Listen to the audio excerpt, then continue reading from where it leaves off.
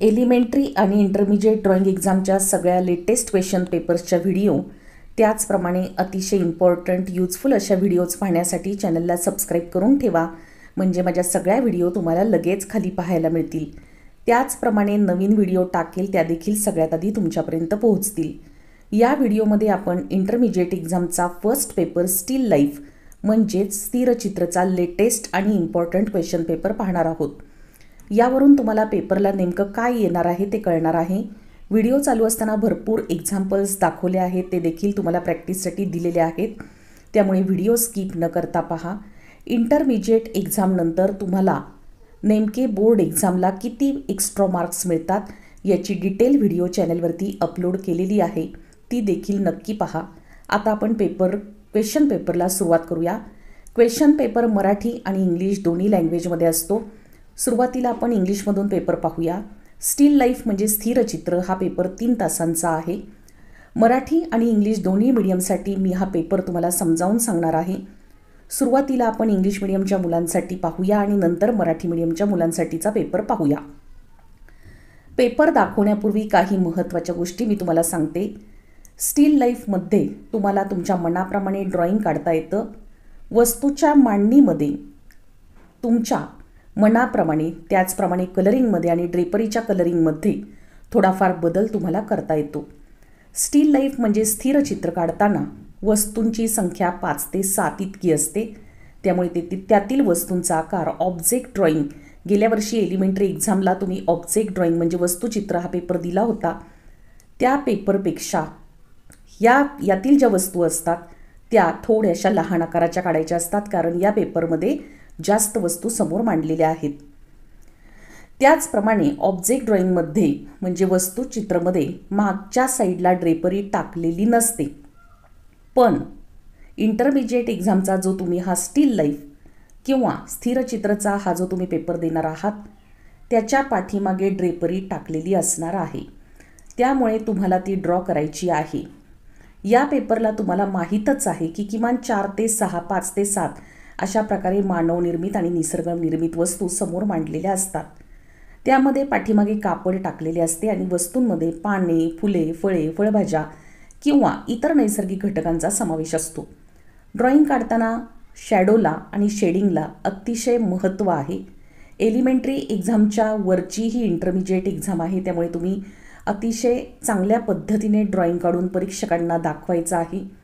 Steel life किंवा स्थिरचित्र काढताना तुम्ही water colour, soil pastels, wax crayons, colourful pencils किंवा तुमच्याकडे असणारे कोणतेही कलर्स तुम्ही यूज करू शकता। संपूर्ण ड्रॉइंग करण्यासाठी तुम्ही एकच कलर यूज करू शकता किंवा एकत्रित अनेक कलरसुद्धा तुम्ही यूज करू शकता। त्याचप्रमाणे व्हिडिओच्या माध्यमातून तुम्हाला मी सांगत आहे की महत्त्वाची टीप आहे ही, तुम्हाला व्हाईट कलर वॉटर कलरमध्ये जास्त लागतो, त्यामुळे तुम्ही आधीच त्याच्या 2 बॉटल्स एक्स्ट्रा आणून ठेवा। मिक्स करून कलर बनवण्यासाठी वॉटर कलर व्हाईट कलरचा जास्त लागणार आहे, त्यामुळे व्हाईट कलरच्या बॉटल्स तुम्ही आधीच घरी आणून ठेवा आणि परीक्षेला जाताना तुम्ही सॅकमध्ये भरून ठेवा। व्हिडिओ शेवटपर्यंत स्किप न करता पहा, तुम्हाला ए ग्रेड 100% मिळणारच आहे आणि त्याचा फायदा तुम्हाला बोर्ड एक्झामच्या मार्कमध्ये नक्की होणार आहे। त्यामुळे वेळ जरी तुमच्याकडे कमी असेल तरी फास्ट स्पीड करून व्हिडिओ शेवटपर्यंत पहा। यामध्ये खूप इम्पॉर्टंट वस्तू दिलेल्या आहेत, इम्पॉर्टंट माहिती दिलेली आहे। परीक्षेसाठी इम्पॉर्टंटमध्ये बादली, मग, टोपली, डबा, भांडे, बाटली, पुस्तक, पाण्याची बाटली अशा मानवनिर्मित वस्तू येण्याची शक्यता असते आणि निसर्गनिर्मित वस्तूंमध्ये फळे, भाज्या, नारळ, शहाळे यापैकी कोणतीही एक वस्तू किंवा 2-3 वस्तू समोर मांडलेल्या असतात। या वस्तू स्टूलवर किंवा जमिनीपासून थोड्याशा उंचीवर मांडलेल्या असतील। प्रत्येकाला या वस्तू वेगवेगळ्या अँगलने दिसणार आहे, त्यामुळे प्रत्येकाचं ड्रॉइंग वेगवेगळं येणार आहे। ड्रॉइंग काढताना टाईम मॅनेजमेंट करणं अतिशय महत्त्वाचं आहे आणि टाईम मॅनेजमेंट कसं करायचं याचे देखील व्हिडिओ मी चॅनलवरती अपलोड केले आहेत। इंटरमिजिएटचे सगळे व्हिडिओ पाहूनच घ्या, पण इंटरमिजिएटच्या मुलांनी एलिमेंटरीचे व्हिडिओज पाहिले तरी ते खूप फायदेशीर ठरणार आहे, कारण एलिमेंटरीचे देखील सब्जेक्ट इंटरमिजिएटच्या एक्झामला येण्याची शक्यता असते। या प्रकारच्या व्हिडिओज मी चॅनलवर अपलोड केल्या आहेत, त्यामुळे तुम्ही चॅनलवर जाऊन एलिमेंटरी आणि इंटरमिजिएटच्या दोन्ही प्रकारच्या व्हिडिओज पाहायच्या आहेत। त्याच्यातून तुम्हाला प्रत्येक व्हिडिओमधून खूप फायदा होणार आहे आणि तुमची ए ग्रेड 100% तुम्हाला मिळणार आहे। परंतु व्हिडिओ स्किप करून जर तुम्ही अर्धवट ऐकली तर तुम्हाला फायदा होणार नाही। व्हिडिओ चालू असताना जे जे ड्रॉइंग्स तुम्हाला समोर दिसले आहेत तेथे सगळ्या ड्रॉइंग्सची प्रॅक्टिस तुम्ही घरी करायची आहे। आता आपण क्वेश्चन पेपरला सुरुवात करूया। क्वेश्चन पेपर तुम्हाला 2 लँग्वेजमधून मिळणार आहे, एक इंग्लिश मीडियमच्या मुलांसाठी इंग्लिशमधून आणि मराठी मीडियमच्या मुलांसाठी मराठीमधून। आत्ता जो समोर तुम्हाला क्वेश्चन पेपर दिसत आहे हा स्टील लाईफचा म्हणजे स्थिरचित्रचा इंटरमिजिएटचा फर्स्ट पेपरचा क्वेश्चन पेपर आहे। टायमिंग आहे 10:30 to 1:30 PM। 3 तासाचा पेपर आहे। टाईम मॅनेजमेंट कसं करायचं हे देखील मी बऱ्याचशा व्हिडिओमध्ये सांगितलं आहे। आता आपण पेपर पाहूया। इंग्लिश मीडियमच्या मुलांसाठी अशा प्रकारे पेपर देण्यात येणार आहे। सुरुवातीला त्यांनी इन्स्ट्रक्शन्स दिलेल्या आहेत आणि त्यानंतर तुम्हाला कोणते कलर्स यूज करणार आहे, तुम्ही काय वापरू शकता, कशा प्रकारच्या चित्राला ग्राह्य धरलं जाणार आहे, ग्रेड मिळणार आहे ते त्यांनी इकडे दिलेलं आहे। इंग्लिशमध्ये पेपर वाचून न दाखव इंग्लिश मीडियमच्या मुलांनी हा पेपर स्टॉप करून वाचून घ्यायचा आहे।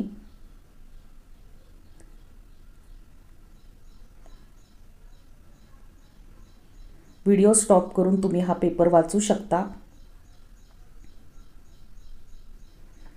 मी मराठी मीडियमचा पेपर तुम्हाला वाचून दाखवत आहे। हे पहा, स्थिरचित्रचा पेपर तुम्हाला अशा प्रकारे येणार आहे। सुरुवातीला पहा दिला आहे परीक्षार्थीसाठी सूचना। रेखाटनासाठी यांत्रिक साधनांचा उपयोग करू नये। 2 लहान आकारातील चित्र विचारात घेतले जाणार नाही। 3 वस्तू समूह आपल्या जागेवरून जसा दिसत असेल तसा रेखाटन करणे अपेक्षित आहे।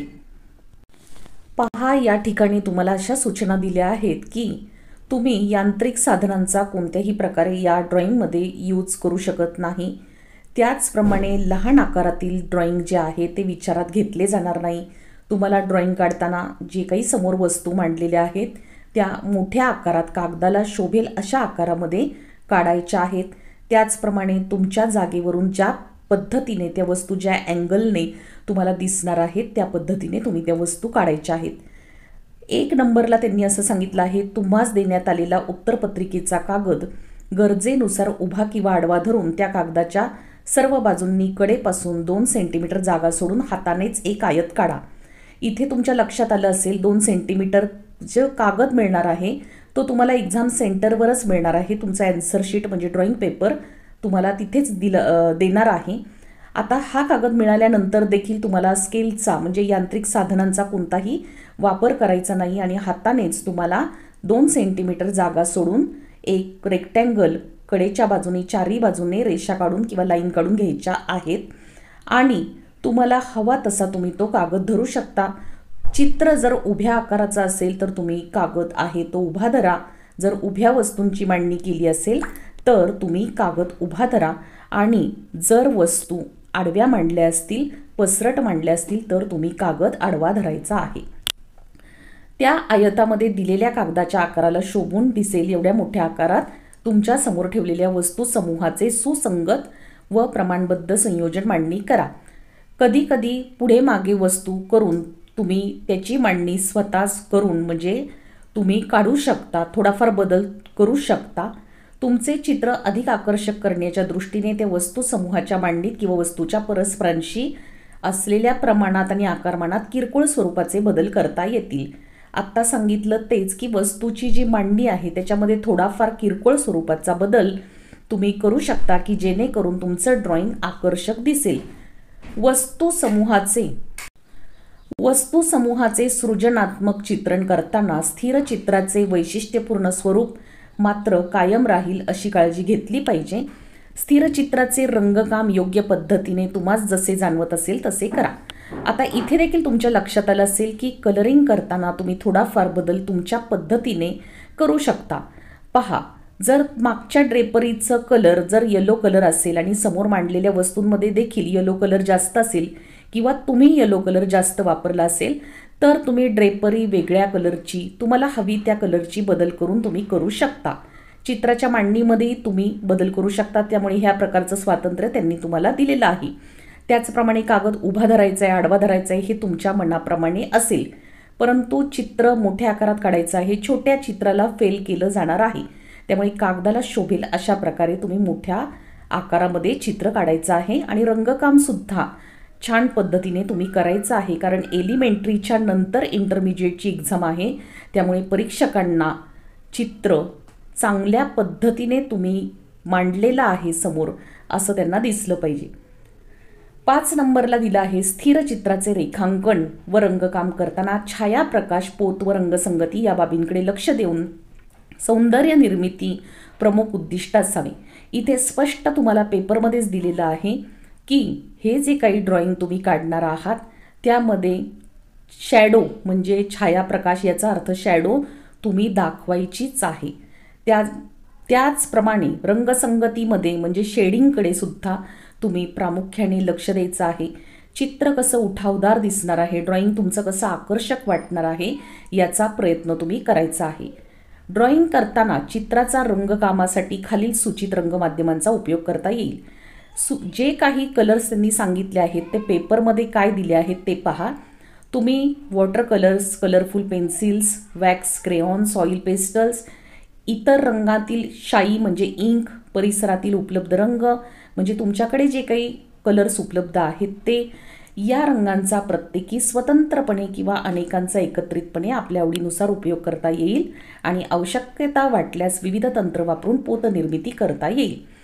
या कलर्स वापरताना तुम्ही स्वतंत्रपणे म्हणजे कोणताही एक कलर वापरून देखील तुम्ही ड्रॉइंग कंप्लीट करू शकता. उदाहरणार्थ फॉर एक्झाम्पल तुम्हाला वॉटर कलरने करायचं आहे तर तुम्ही वॉटर कलर्स वापरून तुम्ही ते ड्रॉइंग करू शकता. ऑइल पेस्टल्स वापरायचेत तर तुम्ही कोणत्याही प्रकारे तुम्ही ते ड्रॉइंग स्वतंत्रपणे एका रंगामध्ये रंगवू शकता किंवा अनेक कलर्सचा वापर देखील तुम्ही एकाच ह्या स्टील लाईफ म्हणजे स्थिर चित्र एक्झामच्या पेपरला तुम्ही अनेक कलर्स देखील यूज करू शकता असं इथं स्पष्ट पेपरमध्ये दिलं आहे.